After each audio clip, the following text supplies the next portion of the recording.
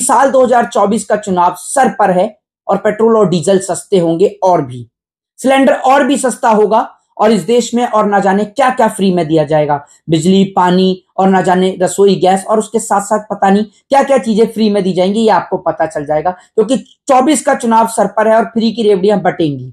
ऐसा इसलिए होता है क्योंकि आप लोग मूर्ख हैं और आपको मूर्ख बनाया जाता है। ऐसा मैं इसलिए कह रहा हूं क्योंकि आप लोग मंदिर और मस्जिद में व्यस्त रहते हैं, आप लोग हिंदू और मुसलमान में व्यस्त रहते हैं, आप लोग जात पात धर्म मजहब इन सब में बिजी रहे। 5 राज्यों का चुनाव है, राजस्थान, छत्तीसगढ़, मध्य प्रदेश, तेलंगाना और मिजोरम। आप ये सोच लीजिए अपने आप को विश्व की सबसे बड़ी पार्टी कहने वाली भारतीय जनता पार्टी को मिजोरम में चुनाव लड़ने के लिए कैंडिडेट भी नहीं। ऐसा क्यों हुआ है और किस लिए हुआ है वो भी आपको बताऊंगा।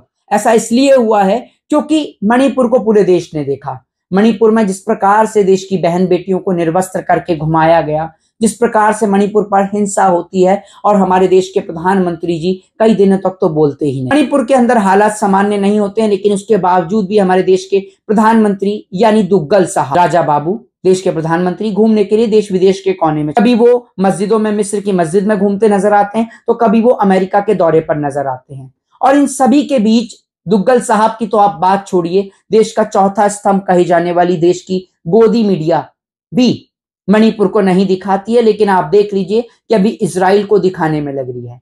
जो हाल इजराइल का हुआ है वही हाल बहुत जल्दी भारत देश में देश की गोदी मीडिया का भी होने वाला है।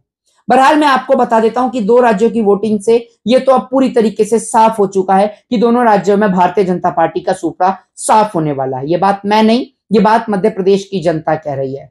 एक टीवी रिपोर्टर जब मध्य प्रदेश की जनता से पूछता है कि भाजपा ने राम मंदिर बना दिया है तो वो कहता है कि आस्था से हमें कोई दिक्कत नहीं, बिल्कुल राम से किसी को भी कोई दिक्कत नहीं है, लेकिन वो ये भी कहता है कि राम मंदिर बन गया तो उससे मुझे रोजगार थोड़ी मिलेगा।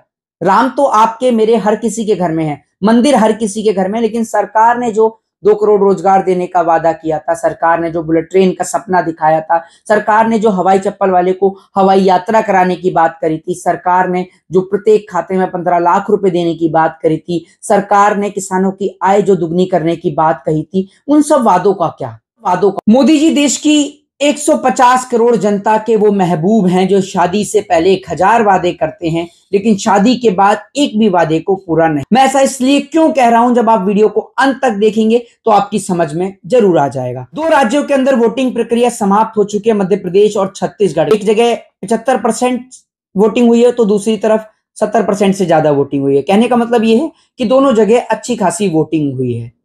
एक जगह के मुख्यमंत्री यानी शिवराज सिंह चौहान टिकटॉक बनाने में बिजी रहे तो आपने देखा कि दूसरी ओर भारतीय जनता पार्टी के प्रधानमंत्री, देश के नहीं भारतीय जनता पार्टी के और बिजनेसमैनों के, अंबानी और अडानी के प्रधानमंत्री नरेंद्र मोदी जी छत्तीसगढ़ में खड़े होकर झूठे वादे करते रहे। एक बात सोच कर देखिए, इस देश की जनता जरा इस बात पर अपने ध्यान को लगाए और सोचे कि प्रधानमंत्री नरेंद्र मोदी जी 500 रुपए सिलेंडर देने की बात कर रहे हैं।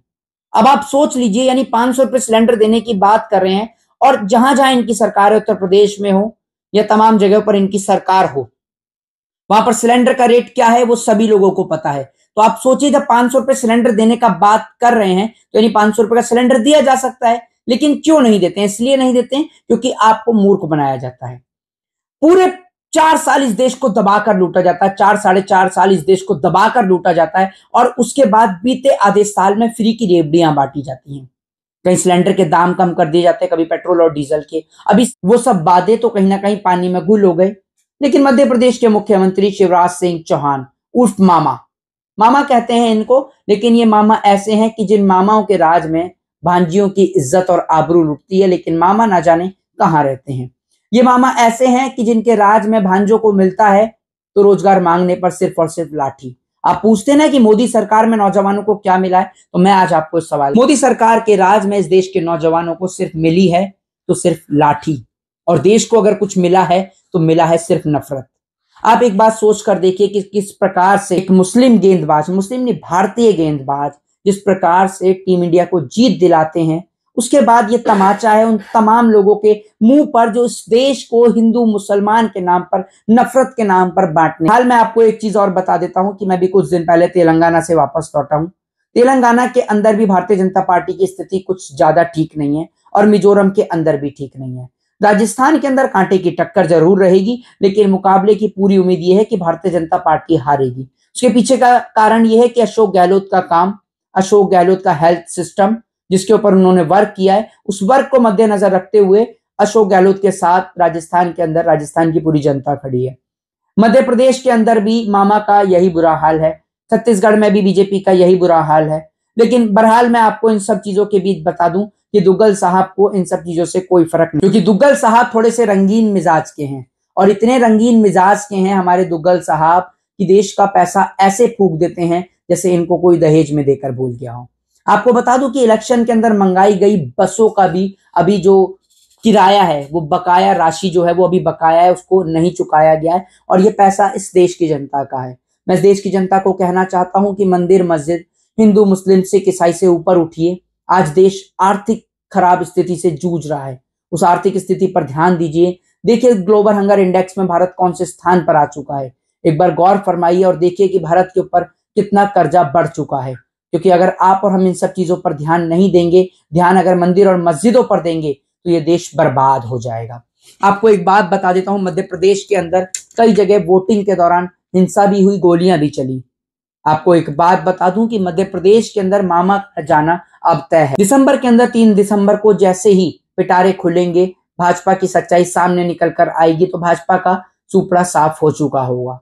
इन्हीं सब चीजों के बीच नीतीश कुमार जो कि बिहार के मुख्यमंत्री हैं, उन्होंने एक स्टेटमेंट भी आपने सुना होगा जो उन्होंने सेक्स एजुकेशन को लेकर बोला था। उसको लेकर भारतीय जनता पार्टी में बड़ी खलबली मच चुकी है। हालांकि स्टेटमेंट पुराना हो चुका है, लेकिन इन सब के चलते अभी तक भारतीय जनता पार्टी इसको लेकर बैठी है। प्रधानमंत्री नरेंद्र मोदी जी भी इस पे स्टेटमेंट दे चुके हैं, अमेरिका के एक सिंगर से भी स्टेटमेंट दिलवा चुके हैं, जो सिंगर जो है वो नरेंद्र मोदी जी के पैर छूते जब अमेरिका नरेंद्र मोदी जी जाते हैं। उन सब के बीच भी आपको एक बात बता देता हूं कि अब स्टेटमेंट देने का काम किया है मनोज तिवारी ने। ये वही मनोज तिवारी है जो गाना गाते हैं बेबी बियर पी के नाचे लू छम छम छम। अब ये कह रहे हैं कि नीतीश कुमार जो है वो गंदी फिल्में देखते हैं। जरा महोदय आप अपने गानों को सुनकर देखिए कि आप तो किस प्रकार के गाने बनाते हैं। आप जो किस प्रकार के गाने बनाते हैं वो गाने इस देश को शर्मसार कर देते हैं। आप लोग इस पूरी वीडियो पे क्या राय है, क्या प्रतिक्रिया है, अपनी प्रतिक्रिया जरूर दें, और जहां भी हैं, जिस जगह भी हैं, इस देश की एकता, अनेकता और अखंडता को बनाए रखें। जय हिंद, जय भारत, वंदे मातरम। वंदे मातरम। मैं मोहित शर्मा।